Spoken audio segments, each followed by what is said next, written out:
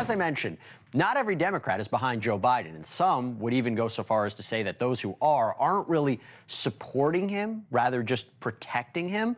But again, that protection is arguably opposed to the protection of our democracy, right? Well, one of those Democrats is Marianne Williamson, who's looking to replace Joe Biden as the Democratic nominee for president. She joins us now. Thank you so much for coming back on. I want to get your reaction to everything you just heard from Ben. Well, Ben gave a very reasonable argument, but the part of the brain that reasonably, rationally analyzes an issue is not the same part of the brain that decides who to vote for. People are not going to reasonably decide that Joe Biden's record is this or that when they themselves are skipping meals in order to pay their rent, or selling blood plasma in order to pay their rent, or unable to leave the basement of their parents' house because even though they went to college, they're so saddled with college loan debts that they have no hope of ever even owning their own house. The American people are suffering. You have the vast majority, not the vast majority, but over 60% of Americans who are living to paycheck to paycheck. 70% of Americans are living with what they call chronic economic anxiety. So what the Democrats have to be talking about now is not the record of the last 4 years in some reasonable way. What the Democrats have to talk about is what we're going to do for you over the next 4 years. And to be honest, I wasn't hearing Joe Biden talking about that even before this. So the Democrats are in trouble, and the Democrats need to face that they're in trouble. And yes, it's hypocritical, and yes, it's cowardly that all these people who will say behind the scenes, if nothing else, if you're going to support him in public, then don't leak to Washington insiders that you know are going to be printing your idea that they know he's going to lose. This is really terrible what they're doing. And I want to show you something. So Representative Alexandria Ocasio-Cortez, she threw her support behind President Biden yesterday. Let me show you this. I have spoken with him extensively. He made clear then, and he has made clear since, that he is in this race. The matter is closed. He had reiterated that this morning. He has reiterated that to the public. Joe Biden is our nominee. He is not leaving this race. He is in this race, and I support him. Would it be fair to say that that is frustrating for you to see that? Because you not only have a Democrat, but an extreme left-leaning Democrat who has been critical of President Biden, basically saying there's no other options, this is it, the matter's closed. Is that frustrating for you to see that?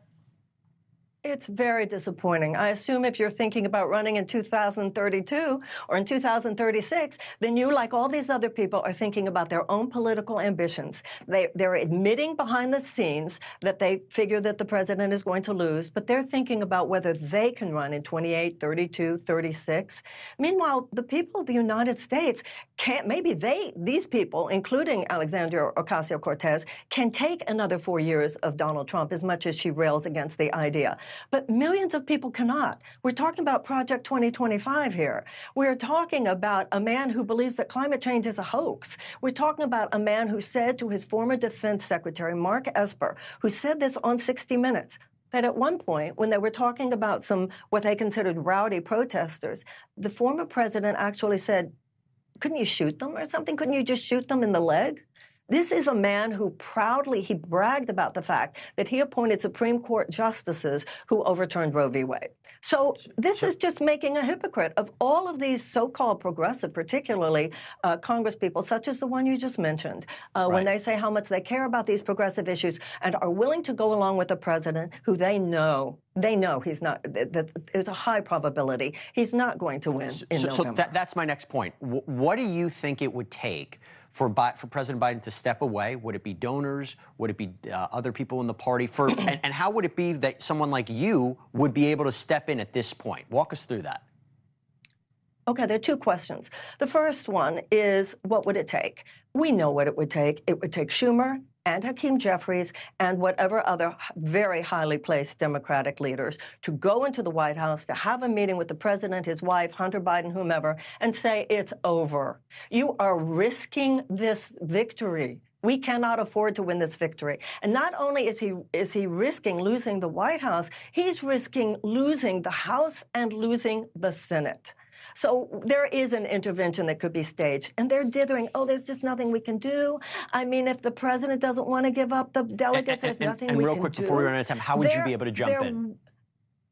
Okay, first of all, look what France just did. 4 months is a long time. Look what Great Britain just did. The people who are now saying, oh, it would be so chaotic, what they're really saying is it would not be under our control. They chose Joe Biden, and I'm the one who would know. They chose Joe Biden, and they want to make sure that if it would be someone else, it would be someone they chose. They know that if they open it up to a mini primary at this point, oh, the people might decide. Can't have that. I tell you what, we are living in kind of unprecedented times, so we shall wait and see. But Marianne Williamson, thanks so much for coming on the program. Appreciate it.